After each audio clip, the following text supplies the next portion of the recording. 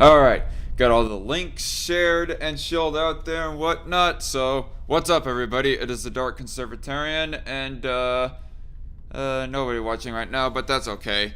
Or barely anyone. There's a few people, but anyway. Yes, so today, I am going to be starting off with a response video to Burgerkrieg. But first, I guess I ought to just give a little bit of forewarning to everybody, just a little reminder that this Friday and this Sunday, there will be no live streams. Not on my primary channel, not on my secondary channel, neither way, because I am going to be on a business trip from, I'm just going to be too busy over the weekend to do any live streams at all. But yes, before getting on to the actual response part of the stream, Burgerkrieg is usually a YouTuber that I pretty much like and respect, mostly for his nerd commentary sort of stuff. And whenever he goes on a tirade about his leftist politics, it's a little bit more of a less agitating way of coming about with things. But sometimes his takes can be kind of a bit of a hot take. As you can see, possibly by that title right there, Marxists do not want to take away your property. So, right off the bat, you can probably just chalk it up to the Tropic Thunder Robert Downey Jr. meme of "you gone full retard," but just for the sake of argument, as that is what this that is what I'm going to be doing right here, is just for the sake of argument, going to be reviewing over this video and responding to it to begin off this live stream. Oh, and hello everybody else that's gone in the chat. Sup, good evening, maybe even nuclear. Yeah, it's pretty much a nuclear take, derpy redneck. Sentinel 1000, what do Bruce Lee and the donkey from Shrek have in common? They have both entered the dragon. Oh boy. Alright then. But anyway, so I have no beginning commentary for this right here, no introductory commentary for this response video, or this, for responding to this, as everything I'm going to say, I'm pretty much going to likely mention as I get into this, but here we go. It is NaNoWriMo, so the channel is on a reduced video schedule, but on a video schedule nonetheless. Today we're going to talk about a concept that most communists and many socialists subscribe to, and it is very fascinating to me because though this concept is foundational to understanding Marxism, actual people who understand this concept seem to be rather few. Personally, I'm neither a communist nor... Is it really that few? I mean, people do not, probably do not nail down the exact minutiae and nitty-gritty minor details of Marxism and whatnot, but I would say that for the most part, people who have even an iota of attention into politics probably know roughly what it's about. Anyway. a socialist. I don't really like putting labels on myself politically because it just invites people. Just to clarify, he says that he does not identify himself as a communist or a socialist. In fact, I remember a couple of years back, 3 years back even, Burgerkrieg had released a video basically speaking for capitalism and trying to explain why are there so many communists nowadays, so many young communists and whatnot. Burgerkrieg is a... I mean, I kind of hesitate to call him a capitalist at all because, in my opinion, what I call somebody a communist, or excuse me, a capitalist, I at least think that they're of the Milton Friedman sorts of type of a person in their economic beliefs anyways. Which Burgerkrieg is obviously not one of those. He's not so much of a free marketeer as he's more of a social democrat, I suppose you could say. So, take it for what you will, but he's not a full-on socialist or communist by what I have seen of his takes and whatnot, but here he just provides too much cover for them, if I'm to be honest. And JC Armitage in the chat, oh yeah, I remember this guy. It's been a while since you responded to Burgerkrieg. Yeah, it's been about a year actually. I think it was like in April or maybe late March of last year. It was right before I had done the one stream responding to one of Lord of Patriarchy's videos on abortion. Well, actually, it was two of them in one live stream. But yeah, here we are back with Burgerkrieg as he's providing us some response material. to, you know, claim that you believe things that you don't actually believe. I'm all about, like, ethics and policy and specifics. Before we get too much further in it, Myth Cuttlefish in the chat, Marxism isn't that hard to understand. I don't like to work. Humans shouldn't be like animals. We should be taking care of each other. The self matters not. Pretty much. If somebody was to be having a sort of an anti-Marxism opinion, that'd be pretty much their summation of it. Try getting past the first 1,000 pages of Capital and all the Commie Manifesto. Oh, brother. I have too much of a weak reading capability as it is, derpy redneck. I wouldn't be able to get through that. You put Burger King instead of Burgerkrieg, says Mr. Merchant. Well, you spelled Craig wrong in Burgerkrieg, so therefore, you're wrong too, Merchant. How do you like that? Daniel Hempel says in the chat, Burgerkrieg is closer to the 1940s German version of free market. Fair enough. But if you do need a reason to dismiss anything I say out of hand instead of actually engaging with it, you can pretty much... Well, I'm not that uncharitable, lucky for your ass, Burgerkrieg. That's why I'm here. And I've already listened to this video at least twice beforehand, y'all. Solidly locate me in, like, the individualist far left corner of the political spectrum. Derpy Redneck has a nickname for him, Spurgerkrieg. Spurgerkrieg. I like it, Derpy. Sometimes he can go a little bit too spurg out on us.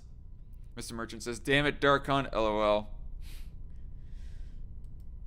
My goal here is to bring people who talk about politics and those who listen to people who talk about politics on the same page as to what words mean. Because right now Well, I know what words and what sophistry that Marxists, like communists and socialists, like to pull when it comes to private property and the differentiation between private and personal property. But I digress, and he's gonna get a little bit more into that here later. happens in most political discussions that I get to witness is that people will just fling specialized terms at each other that mean completely different things if you have a mildly different set of political views. I would bring up some examples of that right now, but I don't want to be all drama related in mentioning those examples. And then after no valuable information is exchanged, they will go back to their respective echo chambers and post their epic owns of the opposition. God forbid we adhere to the maxims of communication, then we'd have to engage in actual discourse. So well, communication and saying that, no, what you actually believe is this, are not always mutually exclusive. Or the further breakdown of a person's beliefs of, actually, what you're proposing is actually this, or at least is going to end up in this. That's not mutually exclusive with having a dialogue with somebody. And in some cases, you come to that conclusion I just mentioned there through the dialogue that you've had with your opposition. if you're not a communist, one of the things that you might know about them for certain is that they want to take away your house, your car, and your anal beads. After oh god, your anal beads. Is this like a meme or something on Burgerkrieg's channel? Why does he go to anal beads? I'm not gonna be able to get that image out of my head, for fuck's sake.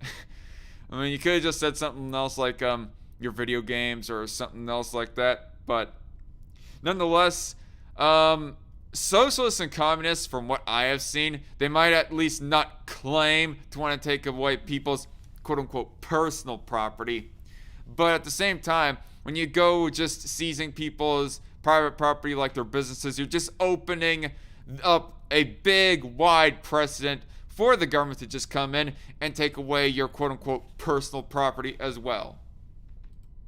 all, the one thing that you have been told about communists is that they want to abolish private property. And whenever you ask a communist whether they want to abolish private property, they will say yes. Yes, we really want to abolish private property. This is then usually followed by a long diatribe as to how private property is evil and anything but collective ownership of all private property is And the means of production, if I might add. oppressive to the proletariat. So you leave that monologue thinking that yes, communists do indeed wish to take away your house, your car, and your anal beads. Yeah, they might not start off with that, but it's pretty much up for grabs at that point. The thing is, that's not what the communists meant at any point. Most That's what they say anyways, like I mentioned earlier, within their sophistry of their differentiation between private and personal property. But to me personally, I'll say that there is no differentiation between private and personal property. Not in the principle of ownership of it anyways. And here, how about this for a bit of a hot take towards all the far leftists out there? Personal property is private property, just as much as a business is private property. Marxists make a distinction between personal property and private property. They do not want to Yeah, and it's bullshit. take away your house, your car, and your anal beads because those are your personal property. What if they have an over excess of resources kept in within their house and whatnot? I mean, what then? That would probably be the question that I would pose, first of all, to all the Marxists out there and whatnot. Like, what if somebody has food stocked up for months upon months and they aren't willing to share that food just willy-nilly to all the other poorer and sadder plebs out there? You have acquired them through the fruits of your own labor, and so you get to restrict who uses them, and that also includes you having the right to say that only you get to use them. Private property is a little more iffy, but I'll give you an example and you'll find that it's actually quite intuitive. A farm would be private property, so no one is allowed to own a farm. Instead, depending on what... Well, that's the question though. What if a farm is an extension of somebody's personal property, quote unquote? Like a good majority of the time, a good chunk of the time, the farm is part of the farmer's home. Like, yes, there are those corporate and big company farms out there. There being like miles upon miles upon miles of corn, wheat, and soybean fields that in which giant harvesters, I cannot remember what the actual term of them is. Giant harvesters go like putting down the chemicals for them to like resist insects and other sorts of pests, and then collect it all up for it to be made in the massive bread and other food factory and whatnot. Yes, there is that, but a good chunk of the time, the farm, as you mentioned in your example, is an extension of the person's home, even if they might ask for help from someone else to harvest the food that was grown on that home anyways. By the way, I got 10 viewers and only 3 likes, so to everybody who is liking the content so far, just a little reminder to click that like button down below. It helps in the algorithm. Or even the dislike button if you are such a detractor like that. But anyway, I have my moments, says Derpy Redneck. Indeed, he's probably got a fag fetish for it. Fag fetish for what again, Derpy Redneck? I'm not getting the joke here. Or Toothbrush says, fag fetish for anal beads. Okay, I understand. JC Armitage says, or toothbrush. Yep, your toothbrush would be considered part of your, air quotes, personal property. For me, it sounds painful, though. Indeed. Like, jeez. Why would somebody do that? Why do anal beads exist? Seriously. I don't want to make this stream all about that, but why the fuck do anal beads exist, even? Myth Cuttlefish, I've heard many say private property bad. The fuck is he talking about? Yes. Derpy Redneck says, personal and private are false distinctions. They are a red herring fallacy on their founding, so they're wrong from the start. Nobody can call that fallacy as a response because of this. Hello there in the chat, Invisible Hand.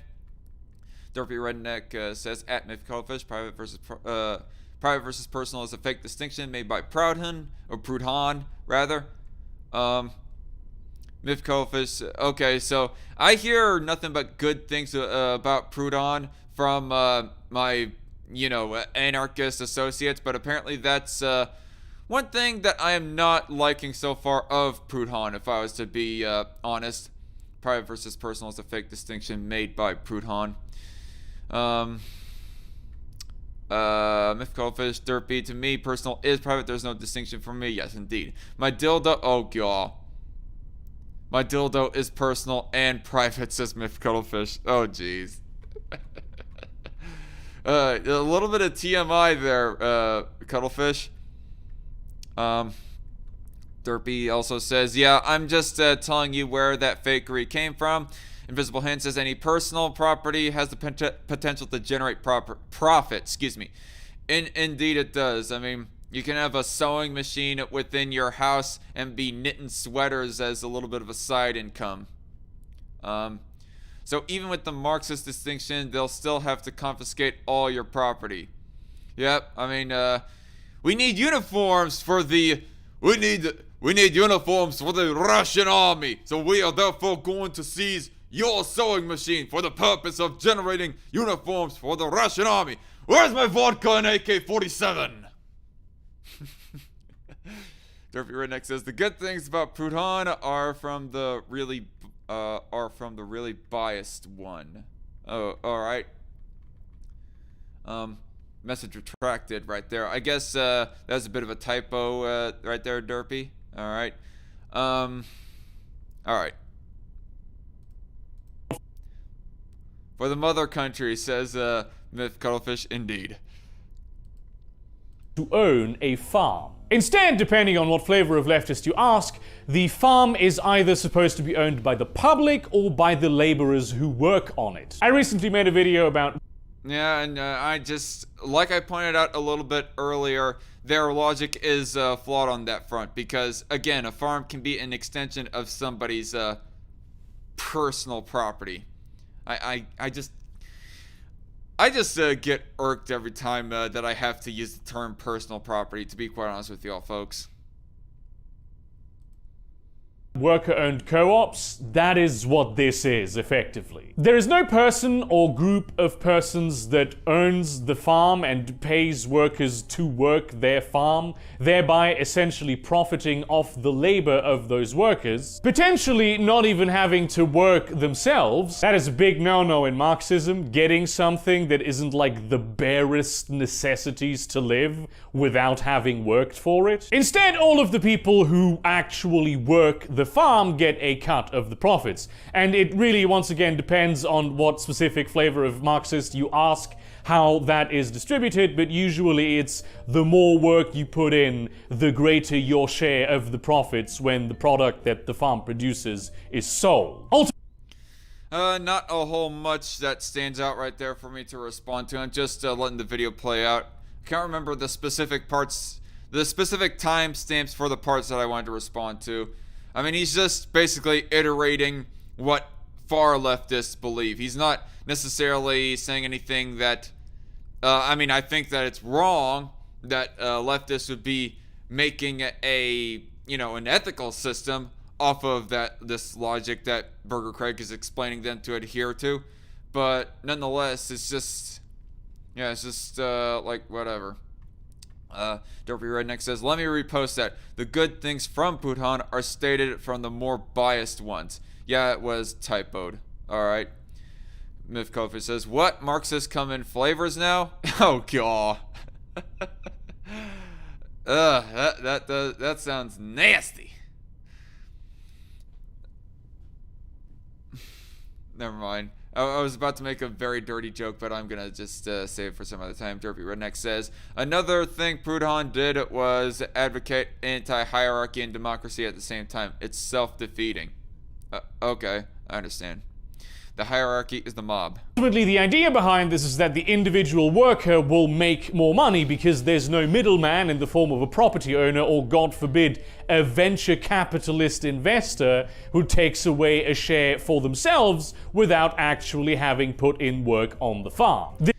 The work is not anything physical, yes, but it's more of a leadership and coordinator sort of work that they do. I mean, not all work is the same, but Not all work is the same, but a lot of work is still important, both mental and physical, towards building the business and maintaining the business.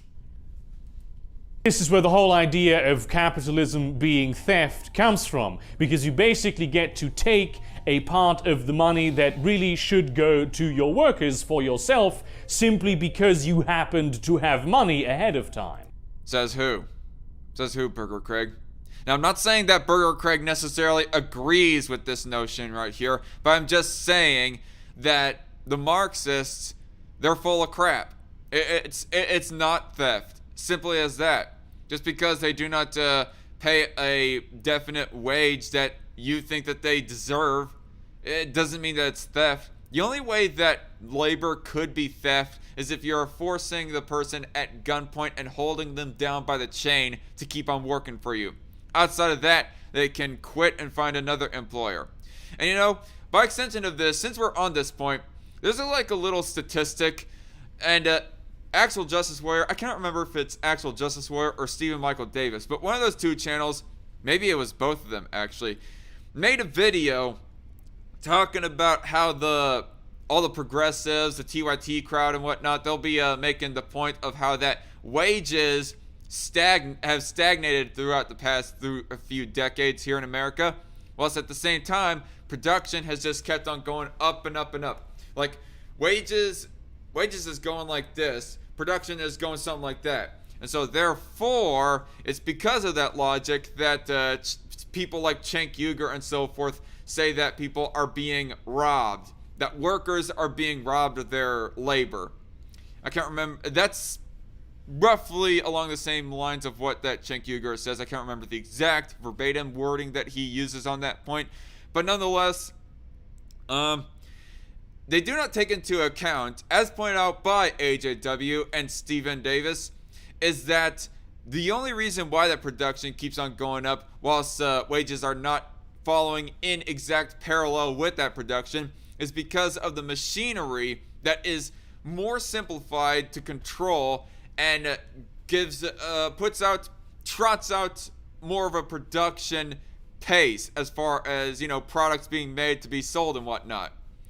The worker has to put in less strenuous work, whilst at the same time the machine puts out more product. So therefore, it's because of the machine that the manager, the boss, has put in capital to invest in and whatnot to upgrade his business, to upgrade production, as to why that the production is going up.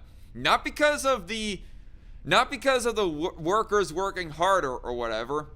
So take that into mind. And to connect this back to Burgerkrieg's point, or at least the point that Burgerkrieg is trying to represent Marxists to believe in and whatnot, is that quote-unquote stolen wage really because is it really all of the work of the worker? Or is some of that wage that the manager is keeping for themselves, or that money flow, or we'll just put it that way, not wage necessarily, or is that some of that money flow, that production value that's being kept for the worker themselves so that they can like maintain the machinery and the tools that the workers need in order to keep up the production pace and whatnot? That's a question that I would pose. Like I would venture a guess that it is because of what I just said right there. And so therefore, logically speaking, logically speaking, it's not all obligated or owed to the worker. Every little bit of money made in a productive day. Now you can apply this concept to factories, electrical dams, hotels even, any kind of business, but also things that we would consider public land. National parks in the United States, for instance, are public property. They are not owned by any group of persons, but by all persons who are citizens of the United States. Or by all people living within a city or a state, because keep in mind, Burgerkrieg, we have different jurisdictions here in the United States. Not every single park in the United States, at least not as of yet anyways, is owned and ran by the federal government. Federal government may have some of their own regulations for how parks are to be ran, but the more direct ownership and running of those public parks is more city and state side than federal side. I'm gonna read up on the chat here before I go on any further. Derpy also says, Proudhon also redefined the word anarchism and did that along with his other self-contradicting things like that. Plus, he peddled LTV screechings that Marx furthered. Labor theory value. Is that what you're meaning by LTV, Derpy Redneck? Myth Crawfish says, toil for your bread, comrade. Derpy also says, he's a really mixed bag. He did come up with some decent ideas, but the problem is when you look at his stuff as a whole, he damned anarchism to the public eye as chaos. Proudhon made it easy for that. Yeah, for that to happen. Yeah, thus why there's the colloquial definition that all the normies use anarchism for, and that is chaos, and not, stateless society. Set11000 says, this reminds me of Lacey Green and her rants on pay rage. I think you meant wage there, Set1. Derpy Redneck. This is what happens when leftists monopolize words, like when the French commie Joseph Déjacque monopolized the word libertarian for 98 years until Rothbard pulled his intellectual. Gotcha, bitch. Move in 1955. Alright. J.S. Armitage says, they're being robbed, alright, but not by the rich, quote unquote, but rather by the state through inflation, usually via quantitative easing, aka money printing. Yeah, that's probably the biggest. That's probably the biggest way that people are being robbed. I mean, I thought you was about to mention taxation right there, JC Armitage, which I would not disagree with you if you were to say taxation as opposed to inflation.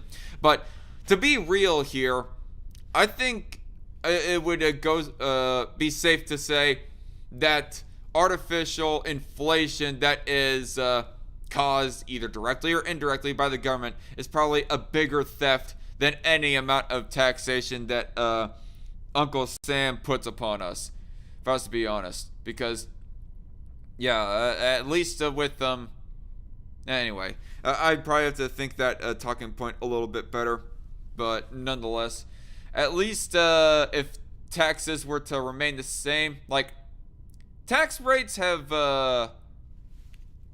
hardly. No, I'm getting rambly. Let's move on.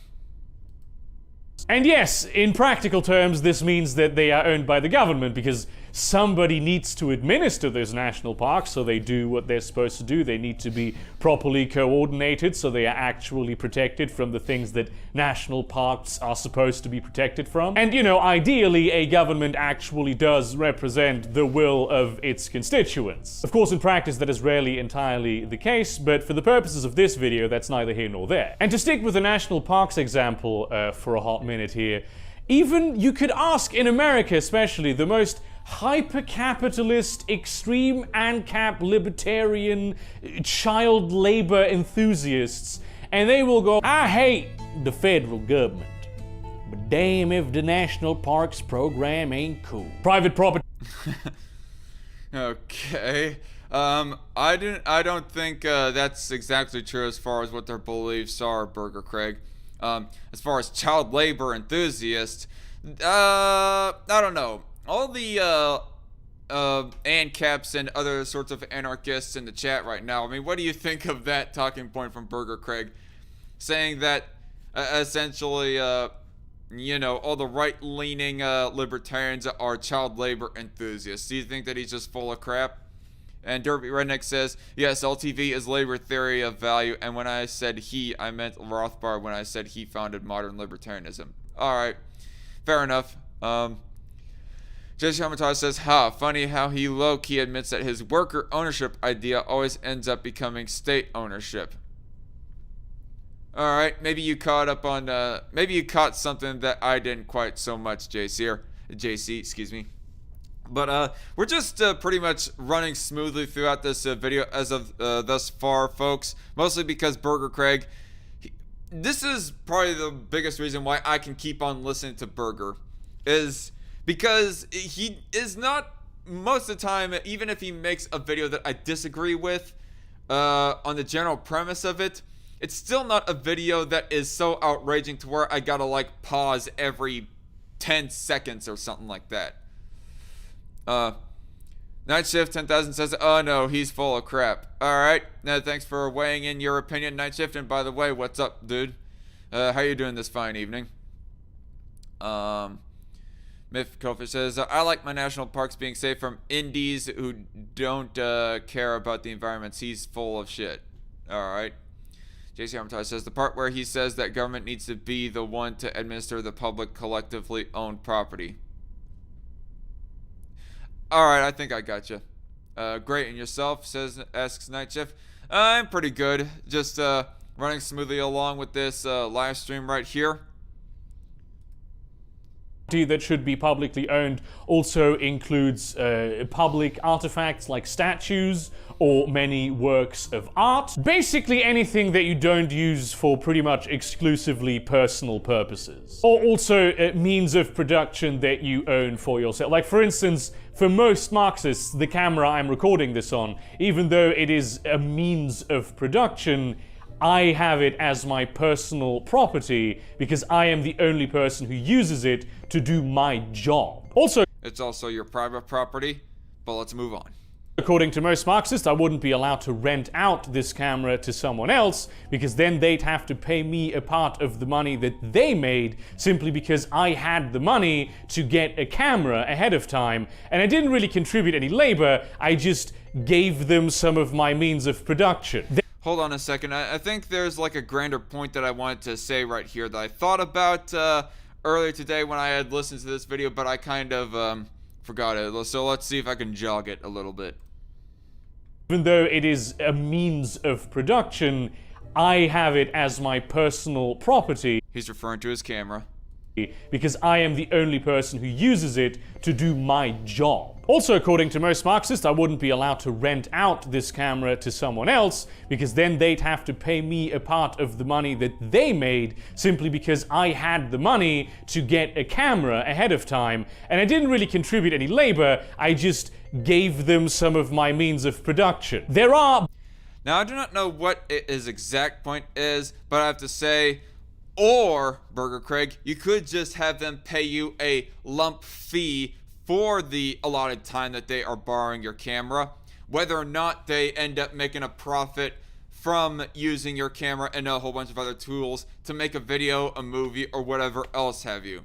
I mean, it can work either way. Either they pay you a percentage or they just pay you a lump fee whether or not they do make a profit off of whatever they were using your camera for. I mean, it could work either way. I don't see this as being that important of a point towards a distinction between private and personal property. Like I said earlier, it's all the same to me. Personal property is private property. Borderline cases where the lines are... Techno1200 in the chat. Hello, how you doing? He asks, is this one of those guys who says property is violence? I've never heard Burgerkrieg actually say that, at least not verbatim anyways. Although somebody in the live chat ends up finding a point in any of his videos that he says verbatim, property is violence, in the same kind of way that Esso did, then somebody like linked that video with a timestamp in my Discord. But anyway. Very blurry, and often the answers there depend on, again, what flavor of leftist you ask. That's a bit of a thematic through line when talking about leftism, Marxism, socialism, communism. Everybody thinks that their particular personal definitions are the absolute correct ones, and all of the other ones are wrong and evil. So some people will tell you that you are allowed to hang a Van Gogh in your living room if you manage to purchase it with money that you made through honest labor. Van Gogh. What the heck is that anyways? I guess this is something that I should have searched up because I do not know what the heck a Van Gogh is. I want to search this up very quickly. I think the way it's spelled is VANGOGH. Van Gogh. Oh, Van Gogh is in a... Okay, I guess a Van Gogh is a sort of painting? Yeah, I think Van Gogh is a form of a painting made primarily by a guy named Vincent Van Gogh. At least what I'm getting here from a Google search. What if I was to put in like this? What is Van Gogh? No, no answers right off the top of my Google search here. I'm just gonna presume that what he means by a Van Gogh is a type of painting. But anyway, he's referring to the paintings of Vincent Van Gogh. Thanks, Invisible Hand. Whereas other people will tell you that you're not even allowed to own a Van Gogh if you directly, personally inherited it from the man itself, because a Van Gogh is always a piece of art of such prominence that it must be public property, and so it gets put in a museum where people can go for free. And let me rewind that just a bit. What his full point is. To hang a Van Gogh in your living room are the absolute correct ones, and all of the other ones are wrong and evil. So some people will tell you that you are allowed to hang a Van Gogh in your living room if you manage to purchase it with money that you made through honest labor. Whereas other people will tell you that you're not even allowed to own a Van Gogh if you directly, personally inherited it from the man itself, because a Van Gogh is always a piece of art of such prominence that it must be public property, and so it gets put in a museum where people can go for free. So what they're thinking is rule by majority. If the rule holds an object up to such high prominence, well then therefore nobody is allowed to own it. So turn it in, baby. Another grey area would be if you owned a farm and did all of the work to run the farm yourself, which some people would say that's completely okay, whereas others would go, oh, you are actually depriving a lot of workers of an opportunity to work. Which, I mean, you know, to be fair, once you get past the vegetable garden state of a farm, it's pretty much impossible to run it as a one-man operation. As far as the earlier point there about refusing to hire a farmer, freedom of association, baby. If people don't want to hire a helper for their work, then what's to say that they should? Mythical Fish in the chat says, museums ain't free, bruh. And Invisible Hand says, the museum then owns the Van Gogh, fella. Nightshift asks, what? Museums aren't free. It costs something to go into the museums. Alright. Techno says he should get one of those our pillows from Tim Pool. Mechanized farms, anyone? Asks Night Shift. Yeah, there's one option. Although, I heard that one of the reasons as to why that they cannot automate the farming industry is because a machine cannot be as precise as a human hand can in plucking off a piece of fruit or vegetable from the vine. And thus that's one of the contributing reasons as to why that farmers, admittedly enough, end up hiring cheap-ass illegal immigrant labor. Why didn't you know about any of this if it's such a foundational thing to understand when talking about Marxism? Well, the reason why a whole lot of people don't know it is because there's... I don't know. I'm not gonna say that. Well, me personally, I've known it for a while, at least 2 or 3 years now. Except it's been kind of insignificant to me. And really, I don't think that is really that essential for anyone to know the differentiation between private or personal property in order for them to be against, you know, Marxism and whatnot. Because most of us normal people, and by us normal people, I mean non-communists, because, let's be honest, the actual full-on far-left communists and socialists that want to seize every bit of means of production, they're such a fringe minority. But the rest of us don't really see that much of a distinction between somebody who goes owning their small mom-and-pop shop that's at the downtown versus owning their own house. So therefore, it was probably never that important within their day-to-day life as to why that they did not know it. I mean, yes, they probably should know the differentiation of terms in order to be engaging in the debates and whatnot. But all the same,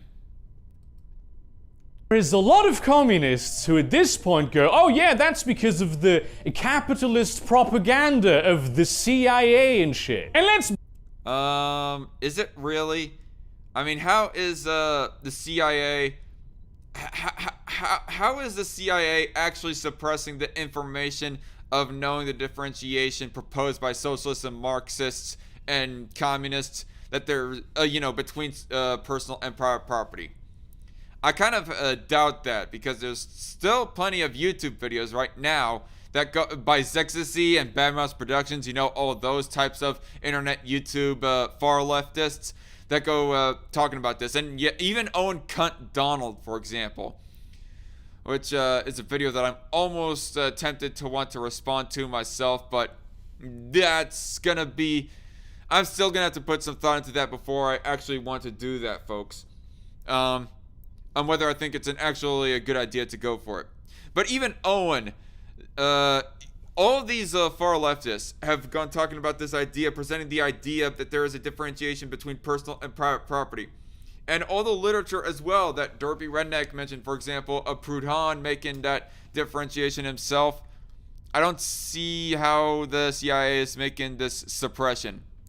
Now, there's a laziness, and you can say that it's the mainstream media that's either being lazy or being explicitly omitting of information so that they can keep everybody scared of Marxism or scared of communism or whatever, because they do not see any differentiation and therefore think that all the communists want to steal their houses and whatnot.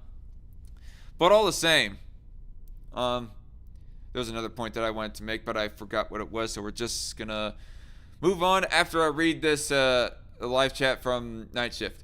Well, let's ask which is better: a mechanized automated factory owned by a single ANCAP CEO who maybe hires a few people for maintenance and repairs, or collectively owned factory under communism? Obviously the former, Night Shift. My opinion anyways, to any leftists that go watching out there. The CEO, the ANCAP CEO that goes voluntarily hiring some, mechanics and whatnot. Yet they are getting there, as he said a little bit earlier, and he just dropped another live chat saying that employs a ton of people for virtually nothing. Oh, he's talking about the collective owner under a commune that employs a ton of people for virtually nothing and makes them work under dangerous conditions where people die daily. Mao Zedong. Great leap forward. Techno says the former because there isn't so much wasted capital. Yep.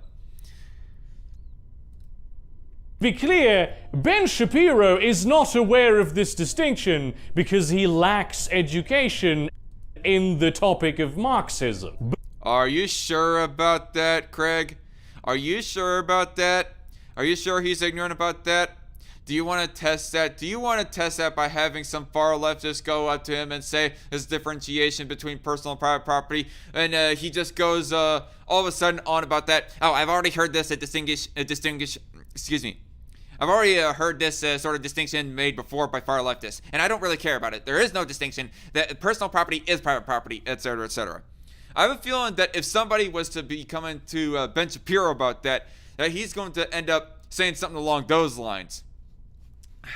He's probably just not mentioning it a whole lot, so therefore he himself ends up looking kind of ignorant. But he's probably not mentioning it mostly because he doesn't see it as that important in the grand scheme of things. I probably would not mention it a whole lot because I don't see the distinction.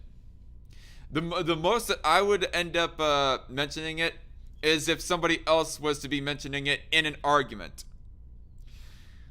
But if I was to be talking to some rando, I would say your house and your business are private property. And somebody could be posing the question, oh, but this far left friend of mine says that they're different. And I say, no, there's not really a difference. Tell me how they think there's a difference, blah, blah, blah, blah, blah. Cough, cough, Stalin says Night Shift. Indeed. Invisible Hand says, smug Marxist gets his means of production confiscated by Ben Shapiro.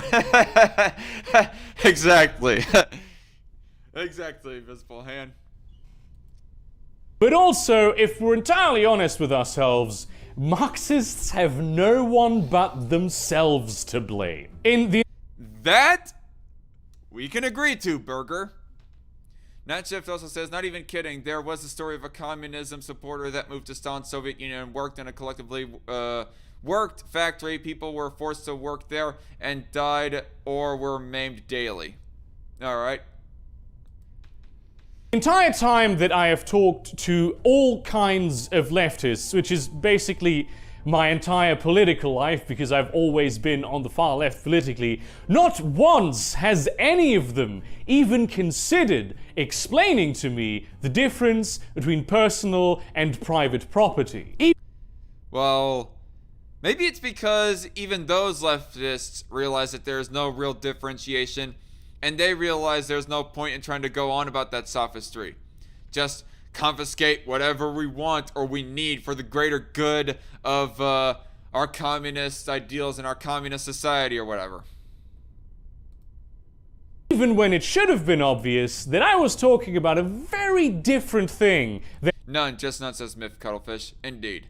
And Myth Cuttlefish also says it's about the only smart thing he said. What she's referring to the quote from Burgerkrieg saying that Marxists have no one to blame but themselves of why there's such confusion between personal and private property. Which I do not know if they're the only ones to blame, but they are part of the reason why there was the confusion. Rewind it a bit.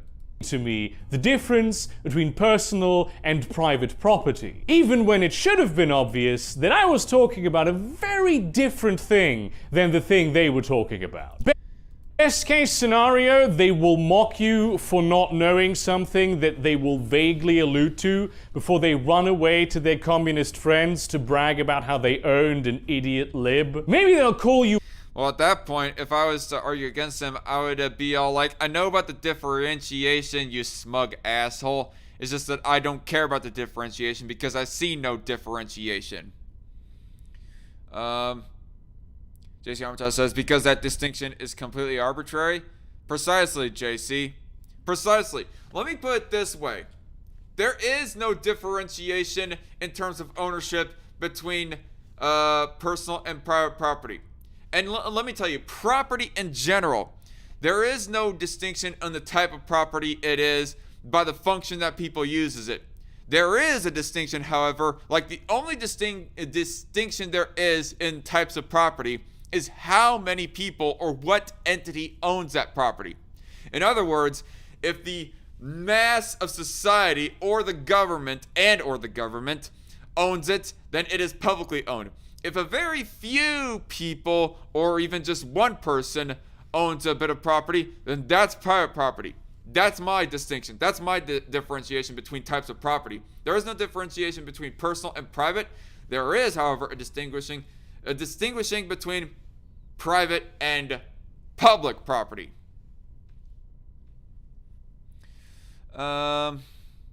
The Night Watchman in the chat. Hello, newcomer. Hope you're enjoying the show. Night Watchman here dropping on by. Nice to catch one of your streams, Conservatarian. Well, thanks. Nice to have you here. Hope you enjoy the show. Oh, God. I'm not even going to read that chat. Techno. No offense. Nutshif says, someone tell Burger that communism is really leftist too. Well, I think Burgerkrieg already realizes that it is heavily leftist. Communism is. JC Armitage says, if private property is defined as something that makes money, then would a prostitute's body be considered private property since it's used to make money, therefore becoming seizable by the state? Oh, good point, JC. A class traitor because you own private property. That's always a good one. This has always struck me as just being incredibly weird, and I use it in an ironic way as evidence for my tongue-in-cheek theory that people who are political extremists do not have a theory of mind. In all of... Well, there is a certain... I don't know. There is a certain thing to be said about that most extremists, they don't have any real principles. They just have goals for the most part anyways.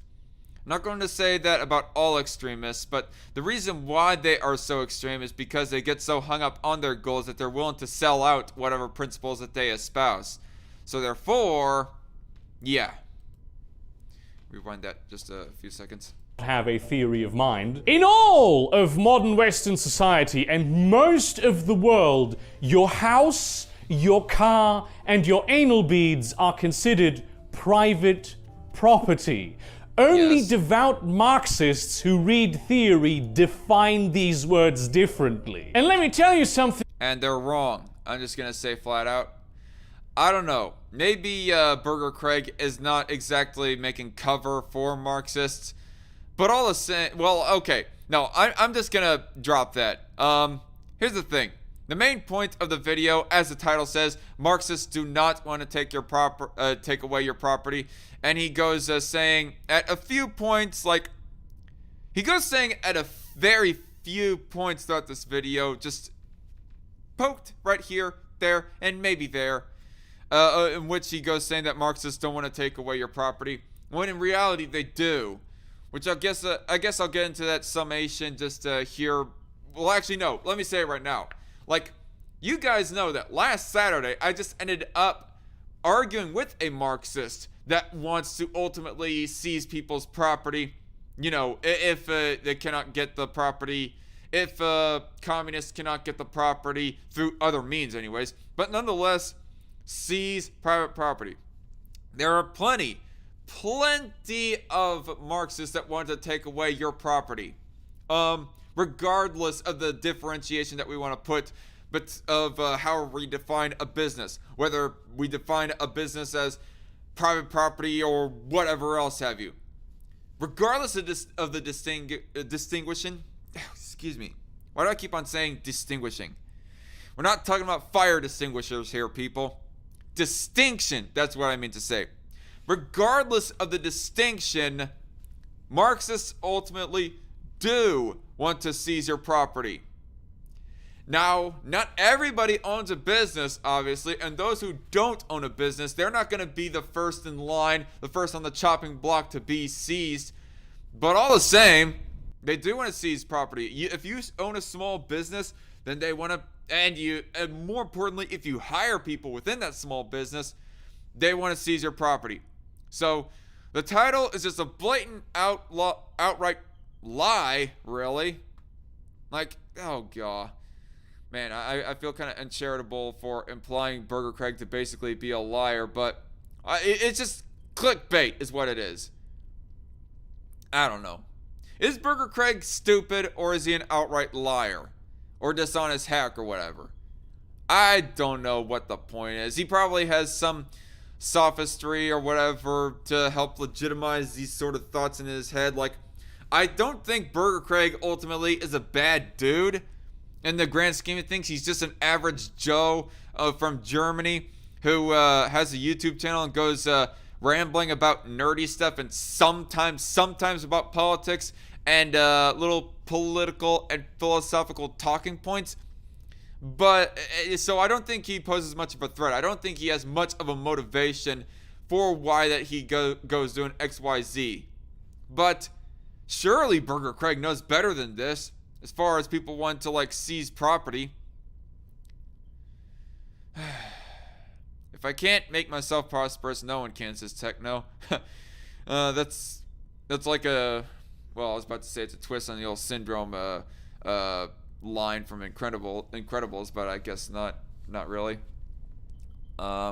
Is this idiot trolling? Asks Night Shift.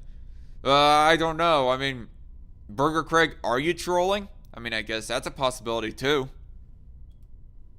Even amongst Marxists, only nerds read theory. To never even point out that you do not mean the same thing when you say private property as the person you are talking to means when they hear private property.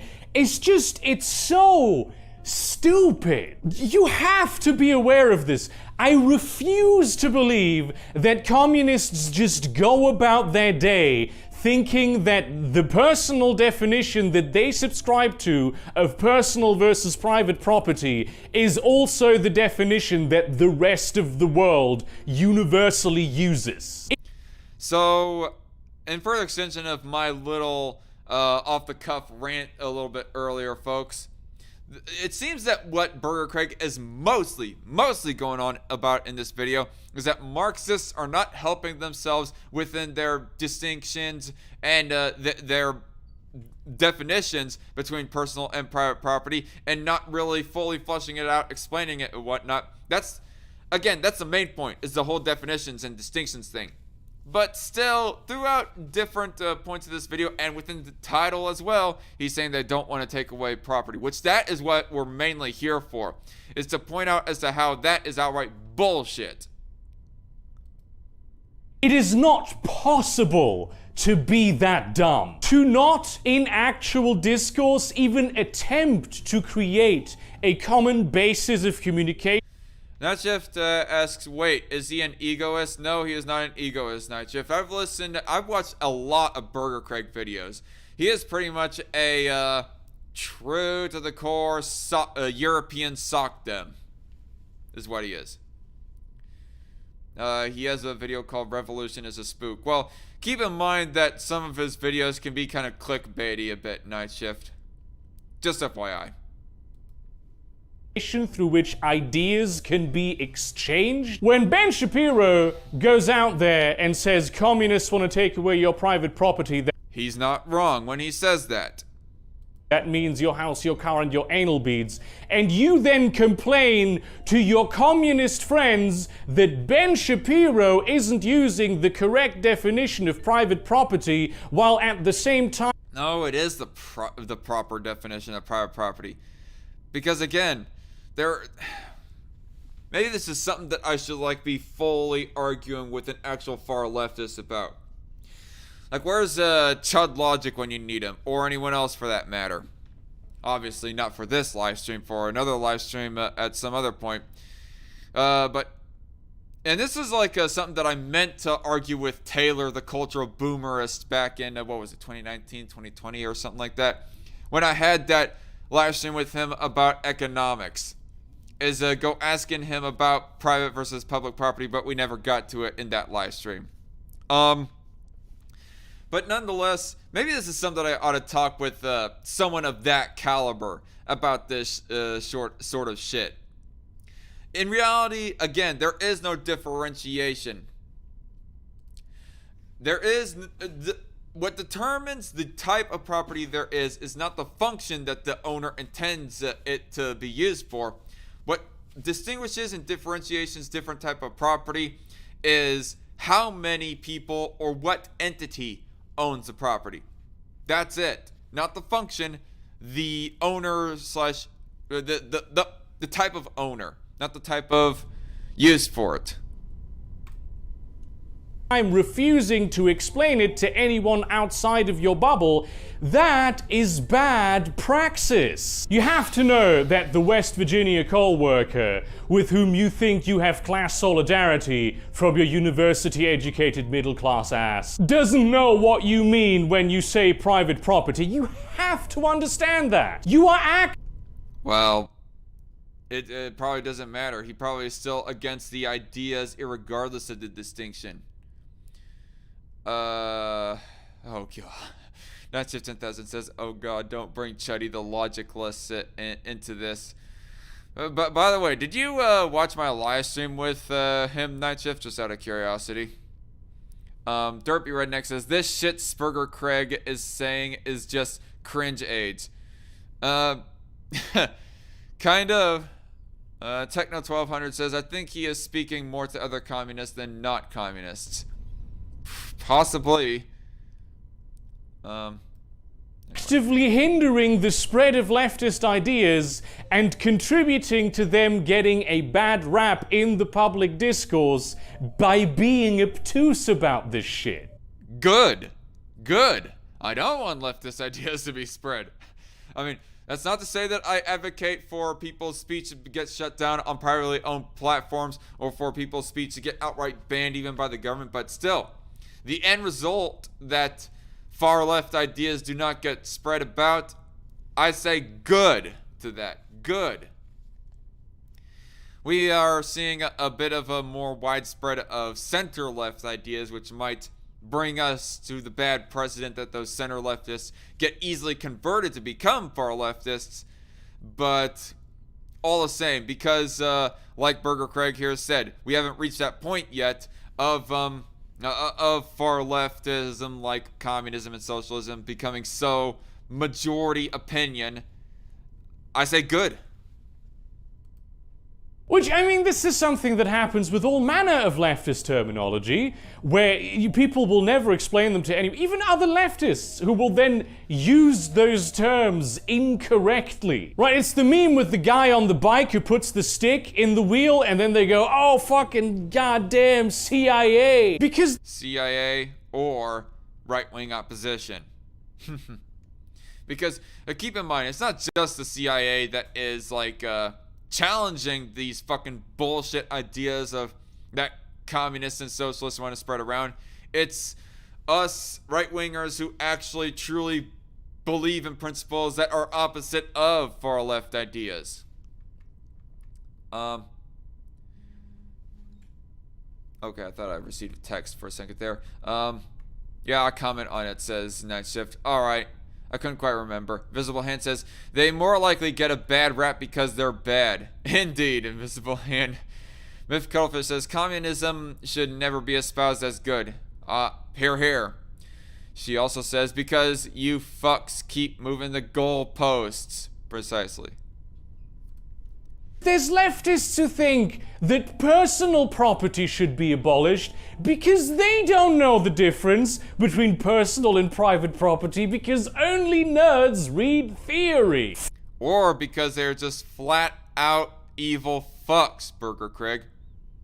Have you ever considered that? I mean, I know that, Burgerkrieg, you like to see the good side in people, which, fine. I mean, I applaud your optimism, but you have to realize that there is still those, whatever minority percentage of the population it be, or whatever, of any given group, there's still those super evil fucks out there. Psychopaths, sociopaths, and whatnot. Fucking hell, man, at least try talking to people in the same language. I mean, I agree with that. Everybody should be speaking in the same language as far as terminologies go. Terms and whatnot goes. Techno says leftist principles. What are those? Oh. That's him like pretending to be a leftist within that live chat right there. Pretending to quote leftist anyways. I'm smiling right now because this is amusing to me, but I also find it very, very sad. Thank you very much for watching. Alright, that's the end of it, folks, and we are clocking in about an hour and 6 minutes, and I think I'm good as far as that goes. What's my notification here? Oh, it's just actual Justice Warrior. Alright. So, that's it for that, and what do I say about that? It's a whole bunch of fluff that Burgerkrieg went on about, which most of Burgerkrieg's videos are pretty much fluff, but it's sometimes positive fluff in order to get away somewhat from the darkness of that being our modern day world. But this isn't really one of those cases right here.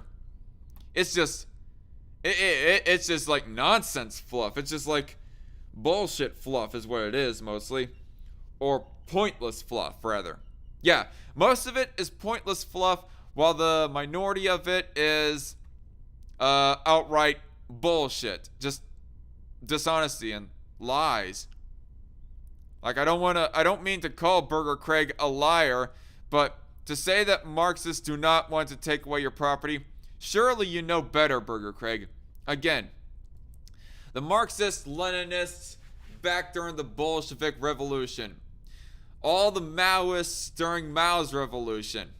All the modern day Marxists that go touting about their beliefs on Twitter.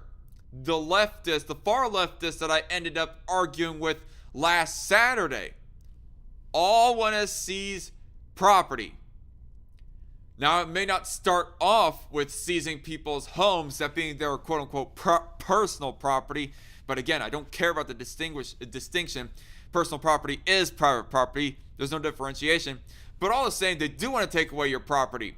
If you are a small business owner and you watch that video right there, your mind is going to scream even more bullshit, Burgerkrieg. Bullshit, random German YouTuber. Ultimately, if you own a business, yeah, no, they do want to take away your property.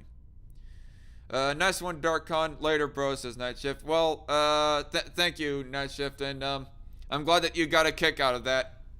But anyway, I probably am going to try to make an effort to start off with a response video or some other bit of material to respond to throughout every one of these live streams, because I think that's what's going to help my channel in the long run as far as views and ratings go. And the live streams in particular, is if I was to at least start off with responding to a fairly notable YouTuber. Maybe I'll start doing live responses to progressive voice videos again. But for right now, before we go on too late in the day, on to the news. This is from Washington Examiner. Ted Cruz open to mandates for grid improvements after Texas power crisis. Now, obviously, you all have heard about the blackouts in Texas. And there was that massive blizzard that we were having that lasted for 1 to 2 weeks. And there's a big old debate about that. And for a while, I was saying that it was because of green energy is unreliable. But if I was to be honest, there is some opposite claims being made by Democrats within America who are all like, no, it's not because green energy is necessarily unreliable. It's because supposedly Texas government and Texas in general was not upgrading those wind turbines with some anti-freezing sort of technology. Some technology that's a little bit more resilient to the cold. I don't know exactly how true that assertion is, but it might be something to have to look into a little bit more. But kind of in relation to that, Ted Cruz opened to mandates for grid improvements after Texas power crisis. Like, as it stands currently, the power grid and mostly electrical companies are pretty much public sector entities.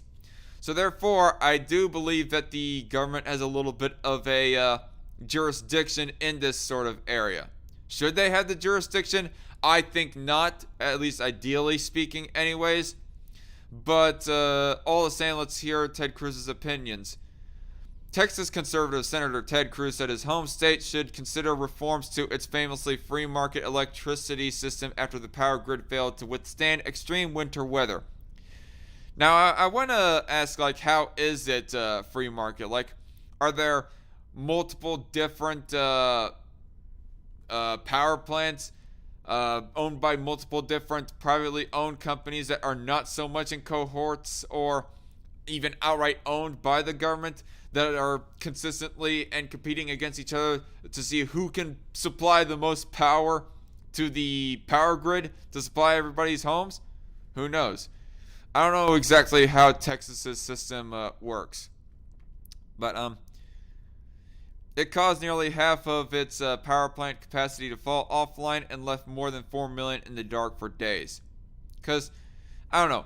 I will say that if those power companies are technically privately owned, if they are in reality privately owned, well then I will be willing to retract my statement and say that I do not think that the Texas government has jurisdiction in this. And to argue for Ted Cruz, I don't think he's arguing that it's federal government's job to be improving on this. I mean, opening paragraph, Texas Cruz said his home state should consider reforms to its power grid and whatnot. So he's going on the state level. He's talking to the state level government ultimately. But considering that these power companies might very damn well likely be privately owned, I gotta say that Ted Cruz is wrong for what he's advocating here for. If he's really advocating for mandates to the privately owned companies to, hey, you gotta improve your shit, or else I don't know, XYZ government coercion. Texans are frustrated and angry that the energy capital of the world couldn't keep our lights on and heat in our homes, Cruz told the Washington Examiner in a recent interview. It's embarrassing and infuriating. We need to make sure that it never happens again. Well, I would say that you should be talking to private companies to do it. I don't know. He's saying his home state. So there's a possibility that he's talking about companies within the state. He's not necessarily saying the state government should be getting involved, but he's talking about everybody who lives in the state or all the companies that are based in the state. Cruz said Texas should consider mandating that power plant. Well, when he goes talking about mandating, that's the one thing. When you go talking about mandating, Texas should consider mandating, quote unquote, that goes implying that you are talking about the state government. So, I don't know. The exact wording about this is rather ambiguous because this is kind of frustrating. Typically, Ted Cruz is like one of the more free marketeer-esque sort of politicians in Washington, and so it'd be just surprising and saddening if he was to advocate for government intervention upon private companies. Hey, improve your technology, improve your shit.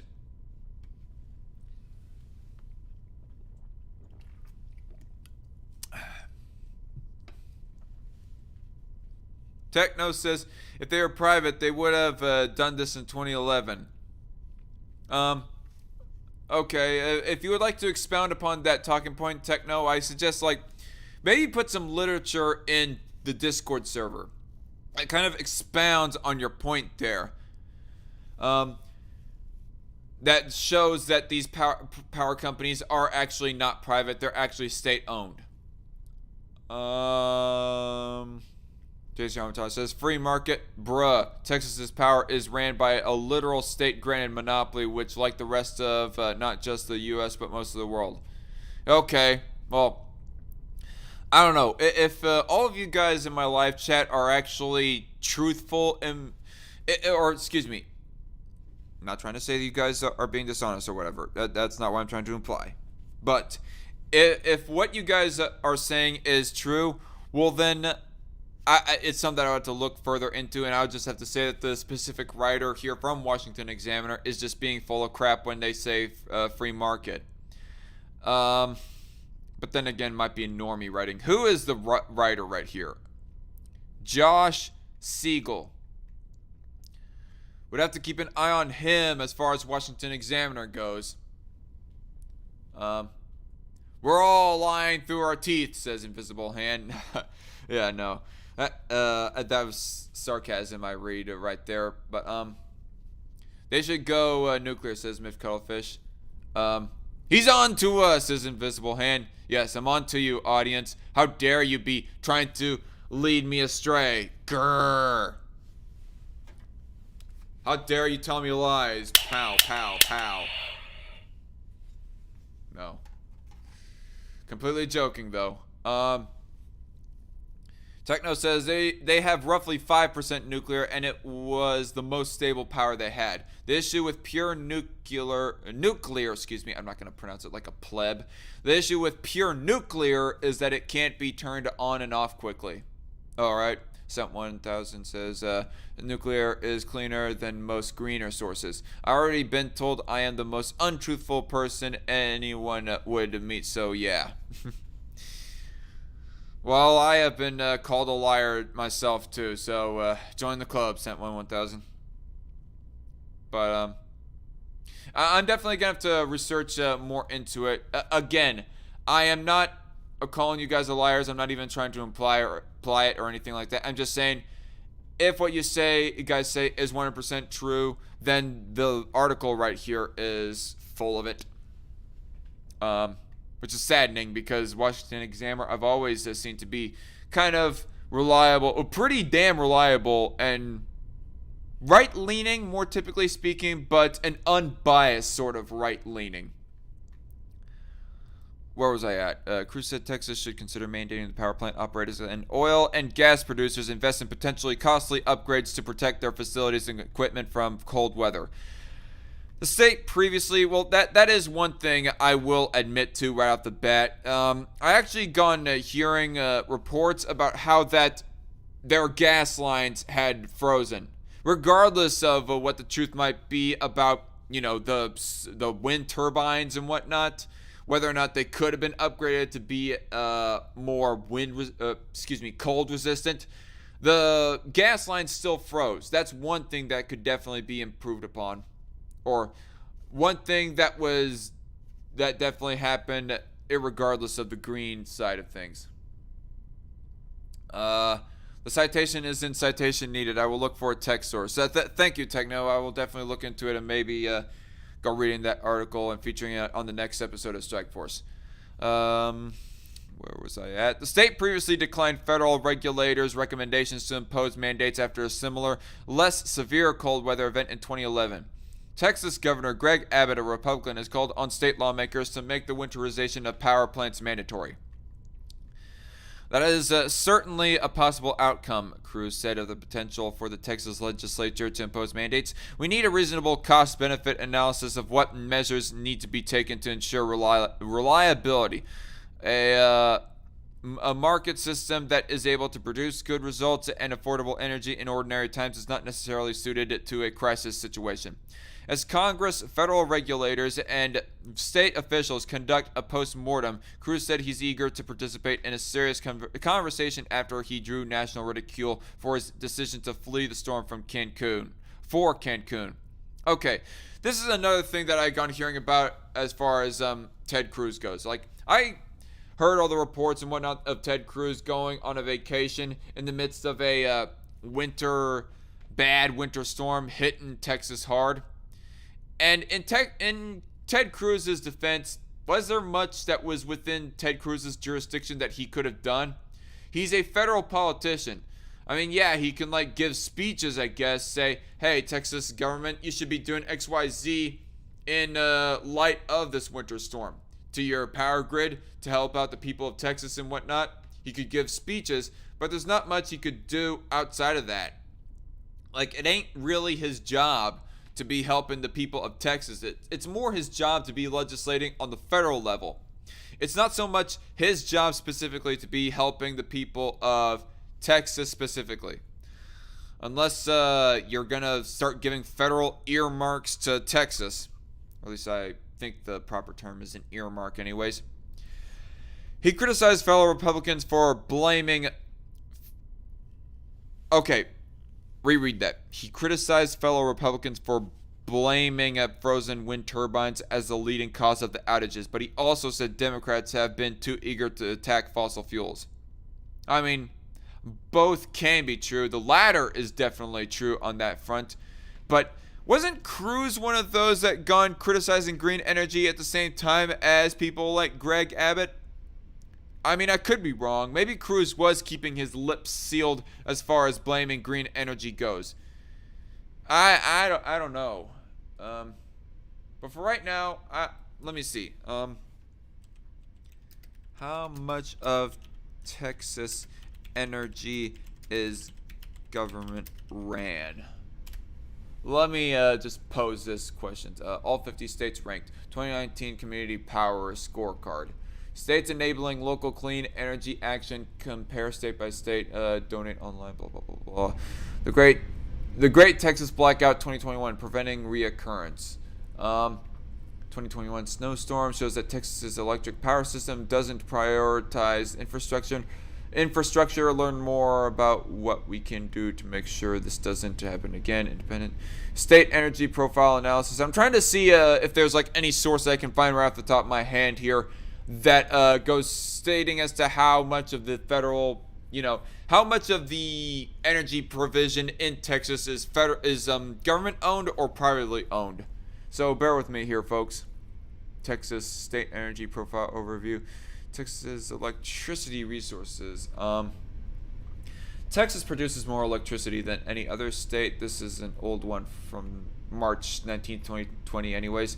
Generating almost twice as much as Florida, the second highest electricity producing state. Texas is an energy producer. Why are millions without power? This is from February 2021. Being free from federal government regulation has been a source of pride for many in the state and is in tune with many political movements. Well, that doesn't necessarily answer my question as to whether or not that it's owned by the government or privately owned. How much power comes from wind turbines? The Texas power system wasn't ready for winter storms. Wind power in Texas and Energy and Economic Analysis, IER. Half of Texas's electricity is generated from natural gas, and over 32% of the state's electricity is generated from coal, most of which is imported. Nothing right off the bat. How much of Texas energy is, let me see, privately owned? The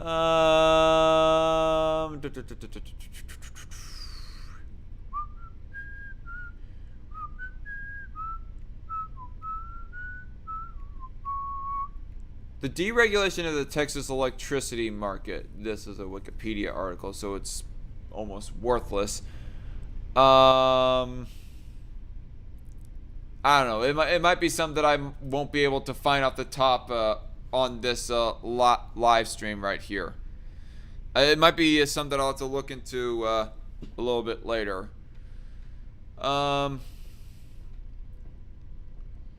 1000 says government needs to update the power infrastructure so that way power lines can last longer. Precisely. Myth Cuttlefish says exactly. Techno 1200 says so. According to the Austin American, ERCOT technically is private, but in reality it is run by the Public Utility Commission of Texas. All right. Thanks, Techno. Basically, 90% of it is run by an independent grid run by ERCOT, with a small number of counties to the east connected to the eastern grid. Citation and citation needed. Thanks, Techno. I will definitely look in my Discord server in a little bit. Actually, let me just take a little bit of a break here. Be looking at that a little bit later. Son of a bitch. I hate that my numbers keep on going up and down, up and down, up and down, sees. Oh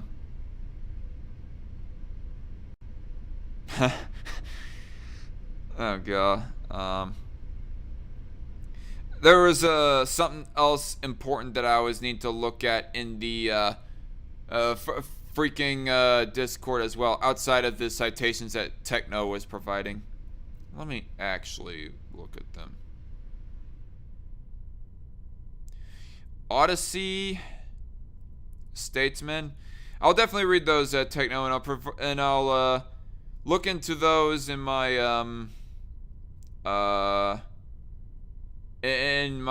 freaking,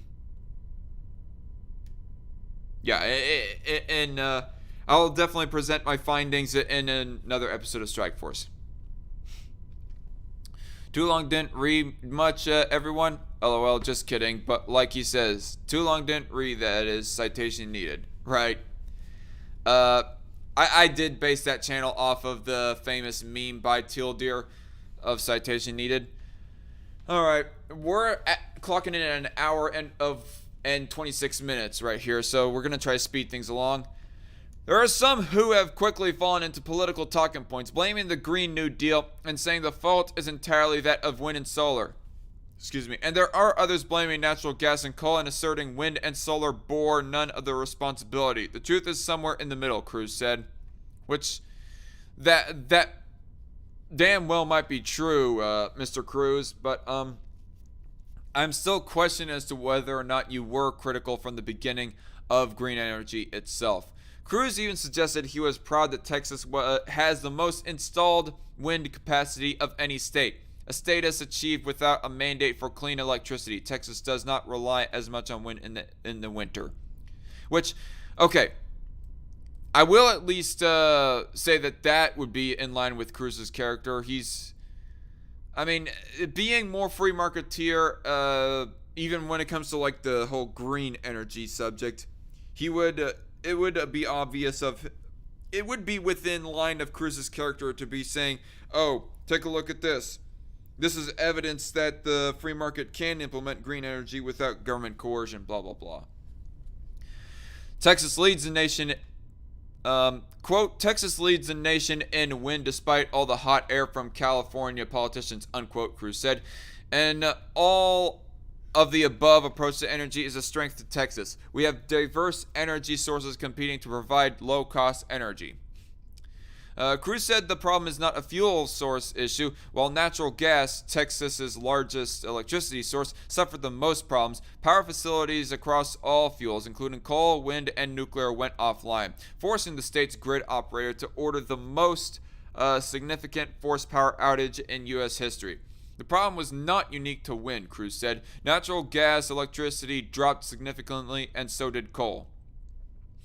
The main issue is the Texas grid was built to handle the state's hot and humid summers, when air conditioning use is high, and is ill-equipped to deal with unusually cold temperatures that cause energy demand in the state to spike to levels rarely seen during the winter months.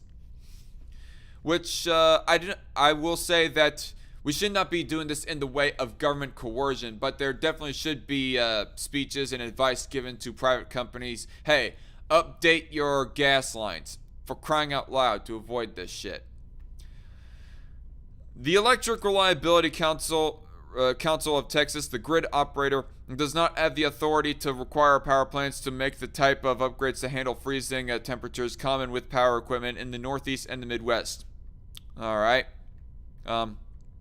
Kind of in line with my beliefs. Texas also has a unique power market structure that is designed to keep it'd be in line with my beliefs, assuming that it is truly free market anyways.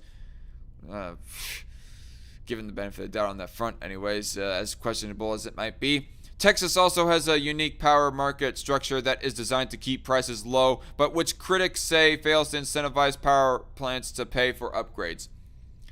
In addition, the Texas Railroad Commission, which regulates the oil and gas sector, does not have mandatory weatherization standards for the state's producers. Natural gas production in Texas fell by almost 45% during the extreme cold weather, the Energy Information Administration reported Thursday, because of frozen well heads and gathering lines. Cruz said mandates for natural gas producers should also be on the table.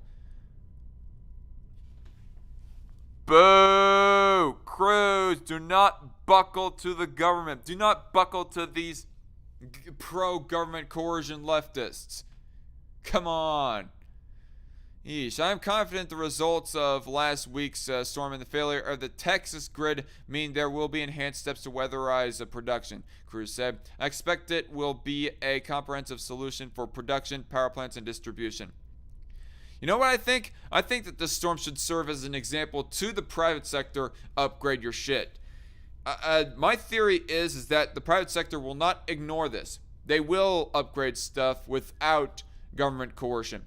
Or at least, if I was to be more of a pragmatist on this point, at least give them a chance. Give them some time to upgrade their stuff before you put in forth the government mandates. That's what I'll say. Other parts of the Texas system have also come under scrutiny. In 1999, Texas broke up the traditional monopoly utility structure in favor of retail choice that allows customers to choose among hundreds of electricity providers who compete on price. Alright, coolio.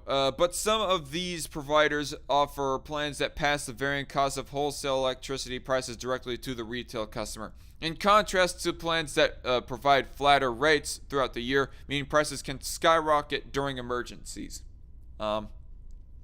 Cruz criticized the practice, tweeting earlier this week that one case of a $5,000 electric bill was wrong, and warning that state and local regulators should act swiftly to prevent this injustice. Why, Cruz? Okay. There seem to be some examples in this article provided of Cruz being free marketeer-ish, but there are some other examples of Cruz not exactly being a free marketeer. Very mixed bag right here. No energy company should enjoy a windfall because of a natural disaster, and Texas consumers should not pay dramatically higher rates because of utility failures because of this storm, Cruz told the Washington Examiner. The Texas Republican is less interested in changing another unique feature of his state's power system. Most of the state operates as its own electricity island and is disconnected from the larger regional grids of the East and West, meaning Texas is unable to bring in power from other states to fill gaps in demand. I don't think the answer should be to federalize the grid and impose so many mandates Texans end up paying California energy prices, Cruz said, adding that he is sure the question of Texas interconnecting with other states will be examined. I mean, I don't think it really should be examined. I mean, I don't know. If you're going to be using it as like a backup, use other states' electricity as sort of a backup to situations like this, well then that I guess is more reasonable. But I don't think that Texas should be like actively reliant on other states for electricity. Not at all. They should not be actively reliant. They can be have them as backup emergencies, but not actively reliant. Cruz is wary of overreacting to the storm, which he called a once-in-a-century event, and is skeptical of the role of climate change in making extreme weather events more frequent. It's a mistake to base all your public policy on exceptionally rare disasters, Cruz said. But other Texas politicians are questioning whether their state should continue its go-it-alone approach and are calling for more federal oversight. I always believe in state rights, and I understand Texas's spirit of independence. But there are certain things the federal government should require if we are going to have the second most populous state shut down, Representative Henry Kohler, centrist Democrat from Texas, told the Washington Examiner. The power of our state should be connected to a national grid. Not really. I don't know. I don't really think so. That's the end of the article. Let me just take a swig of this here.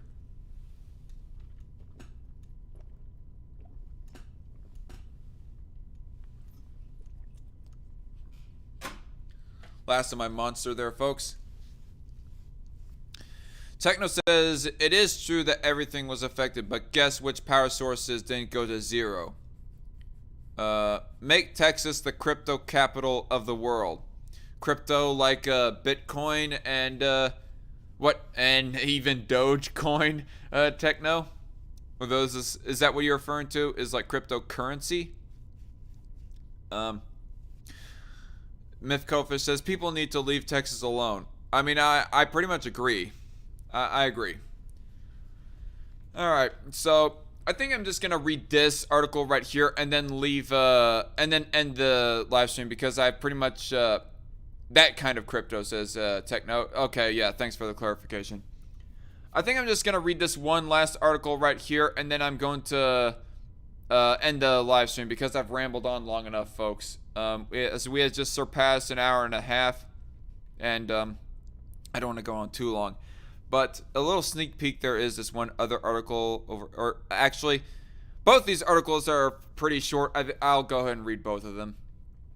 This is from cnsnews.com blog. Representative Jacobs' truth commissions needed to create a common narrative. This is by Craig Bannister of CNS News. Craig Bannister is one of the more reasonable guys, from my understanding anyways, as far as writers at CNS News go. I mean, CNS News can be kind of cringe as far as their social, evangelical Christian conservatism goes, but outside of religion, I think CNS News can be fairly reliable, especially with Craig Bannister's works. But just off the bat, looking at this title right here, this screams pretty much George Orwell's Truth of Commission 1984 sort of stuff. America needs truth commissions to impose the reckoning with the racial injustice and white supremacy of our past, Representative Sarah Jacobs, Democrat of California, says. We can come up with a common narrative, regarding America by employing truth commissions like those used in South Africa. No. No. So in other words, ban lies, or at least what we consider to be lies. Ban the opposite narrative. Ban the opposition from speaking is what I'm hearing right here. And if that's really something that they have set up in South Africa, well, really, you're just really making South Africa sound less pleasant to me, Miss Jacobs. Representative Jacobs said Sunday in an interview on CNN's Reliable Sources. We haven't really done the reckoning with the racial injustice and white supremacy of our past that we need to do. And so a truth commission, a lot of people will think of South Africa. We have used them in countries around the world. And basically what it is it's communities all the way up to the national level having conversations about both the gory and the glory of our history and what happened. What the fuck? No, that may be... You're selling me a whole bunch of fluff here, really, Miss Jacobs.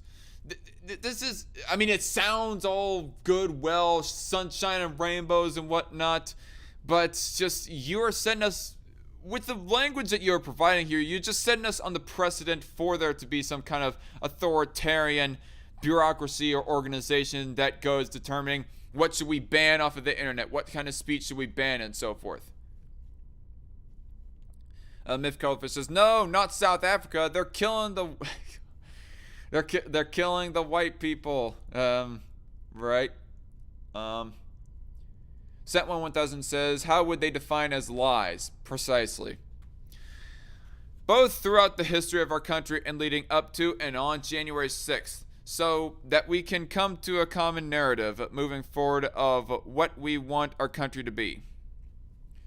And Mrs. Mista in the live chat says, hashtag 1984 is here. Yep. It's been... I mean, 1984 was pretty much a thing ever since Patriot Act. People can go so far to say. This has been racketing up ever since the coronavirus lockdowns. Road to hell, good intentions, repeated ad nauseum, says Techno. Precisely. Truth commissions are going to be the real fixes for the nation's faults, but they're just the beginning, Representative Jacobs said. Also, I want to say, the whole thing, the idea of communities going all the way up to the national level, having conversations, why does there have to be a quote-unquote commission of truth for there to be a dialogue about what the truth is, actually? Don't be setting up some kind of government entity that's called a truth commission to be doing this sort of bullshit. Just let people speak their free speech. You know, speak their political opinions. How's that for a quote-unquote commission of truth? The only commission of truth there should be is the whole populace within a given region having a dialogue with each other about politics. That's the only commission of truth that I would say that I'd be for. But a government entity? No. And that's the conventional sense of a ministry of truth or a truth commission, is a government entity of some sorts, which I'm wholesale against. I think this is Representative Jacobs speaking again. I think there are a lot of us who know that this impeachment trial was just the start of holding Donald Trump accountable, but that we need to make sure that we're doing accountability of anyone who incited, encouraged, or committed acts of violence. Who was encouraging acts of violence? Have you provided any sorts of solid examples? If you're just talking about people proposing we should protest the voting results, well then that in of itself is not a call to violence. And she pulls up Donald Trump again. I'm so fucking tired of this. People talking about Donald Trump in this regard. Donald Trump called for those protests to remain peaceful. I don't like Trump myself for various reasons, for different reasons than what leftists and why leftists dislike Trump. I dislike him for different reasons, but in his defense, he was not calling for violence. I don't see it. Oh, but fucking dog whistles. Oh, but stochastic terrorism. Shut the fuck up. And then really looking forward at kind of things like truth commissions, like democracy, like institution building that we know are going to be the real fixes to what we've seen in this country. End of article. It's getting scary, folks. More and more politicians talking in more and more Orwellian terms. It's fucking scary. Myth Cuttlefish says, fuck that, I'm a white Hispanic. I am not guilty of anything my ancestors did, and no one living now are victims of slavery unless you've been trafficked. Precisely. Alright. Last article of the day, and then I'm going to just end the live stream. This is from abc7.com. I think I saw this shared on Discord or something. Lawmaker proposing Grand Theft Auto ban says video game contributes to carjackings. Yeah, speaking of authoritarianism, people want to ban luxury items like a fucking video game. Because my moral fagging, that's why. Retired police officer recently had vehicle stolen in Illinois carjacking. Okay. I'm sorry that happened. What's that got to do with Grand Theft Auto, though? An Illinois lawmaker has a new response to the recent surge in carjackings around the Chicago area, banning a popular video game. Say it with me, audience. Boo! Boo! Type boo in the live chat right now. Democratic State Representative Marcus Evans pointed at Grand Theft Auto, which depicts scenes of violent car thefts, robberies, and general criminal activity as inspiration of what's happening in his home district. Tell me this. Question. Whenever you go arresting somebody for the crime of carjacking, for any sort of car-related theft, what's the testimony that they give? What's the defense they give? Do they literally, like, in the court go saying, I played Grand Theft Auto a lot, and that's the reason why I was inspired to want to go steal a car? I want to call bullshit. I mean, you're just pulling shit out of your ass. I mean, people are going to be, like, investigating a little bit extra, like, oh, this person, he did not explicitly say in the court, oh, it's because of a Grand Theft Auto of why that he did this crime, but let's investigate a little bit further. We find out, oh, this person, see, he gone playing a video game that's related to stealing shit. So therefore, checkmate, libertarians. We must ban this sort of shit. Because loose connections. That's why. God.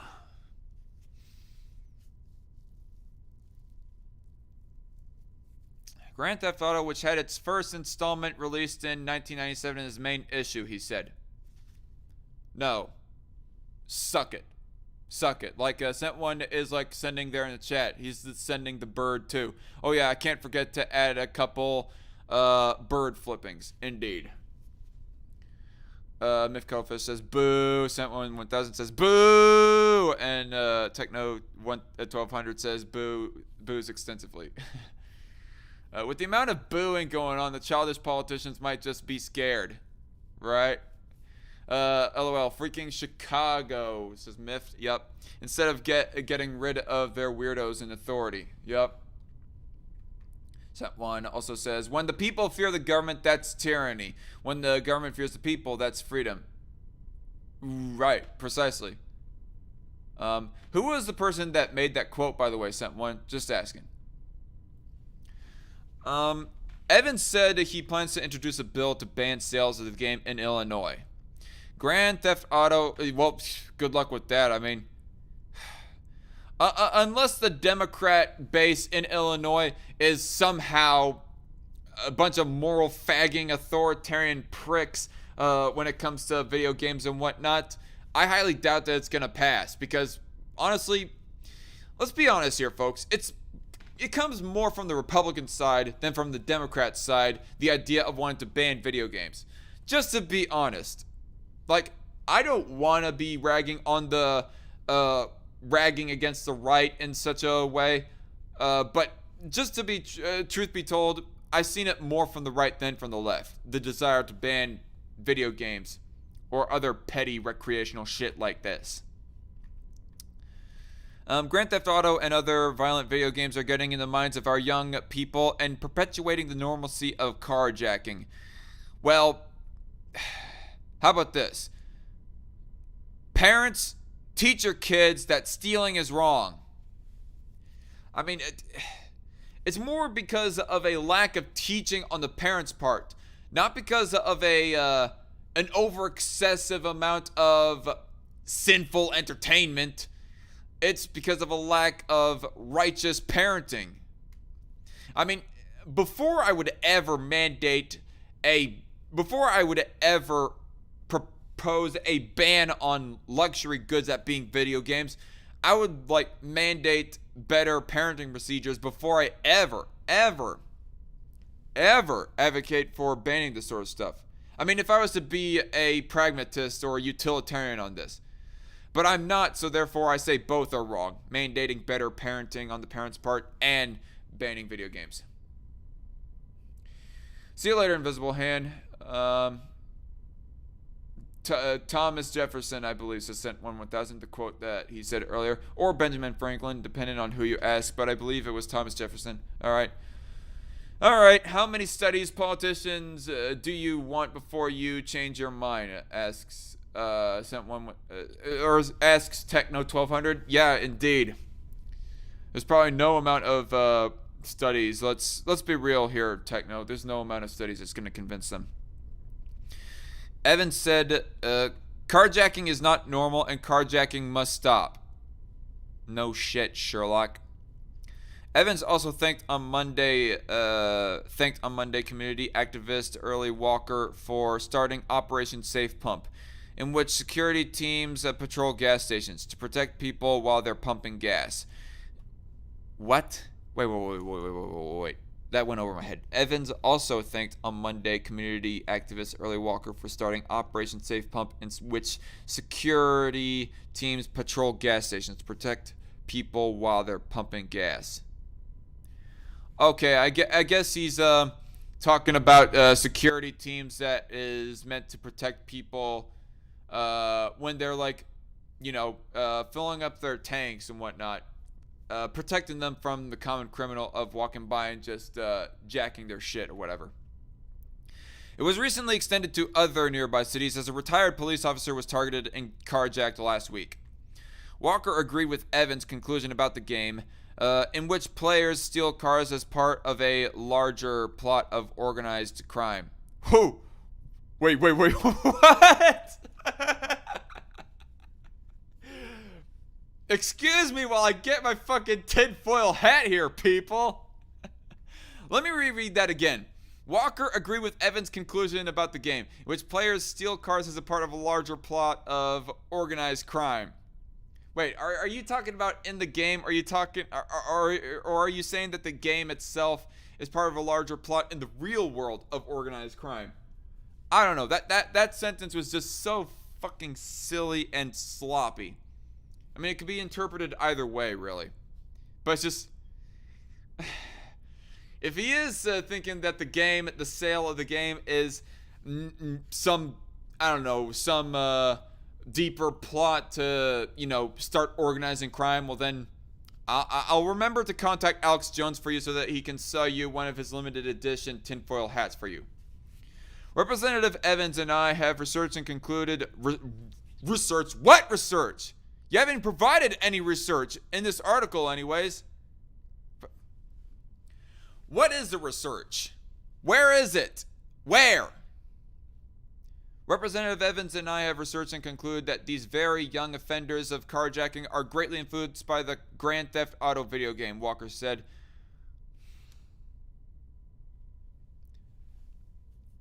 I truly believe that there is a bipartisan support to ban this game from being sold in Illinois. Well, I want to call horse shit.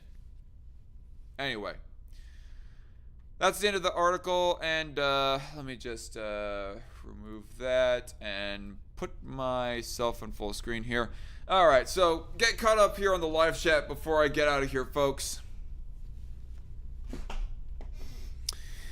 Alright, how many studies? Oh, wait, I already read that one. 71000 says we need to go back to having a set of morality, not a religious forum, but just a better morality understanding. Yep. 71000 also says tinfoil hats. Get your tinfoil hats here. Alright then, Alex Jones. I think that's where I'm going to leave it then, because that is pretty much the last live chat. Anyway, for all of y'all who have watched this and or are going to watch this in the future, if you really like this live stream, which I gotta say, this is like one of the funnest episodes of Strike Force I've had. And I did this by myself, too. It would have been better, it would have been fun if I had a co-host with me. But, all the same, I managed to make do. I'm definitely gonna have to, do more live responses on my live streams, just so as to better entertain my audience and better attract an audience to these live streams. Definitely an idea to keep in mind. But anyway, I had fun, y'all. Hope y'all did. And if you enjoyed it, hit the like button down below. And if you're a newcomer, hit that subscribe button as well. I'm the Dark Conservatarian. And again, no live streams for this weekend. But I'll see you next Tuesday. That is, I'm going to be uploading my best of 2020 compilation here in a little bit. But aside from that, see y'all Tuesday. God bless. And,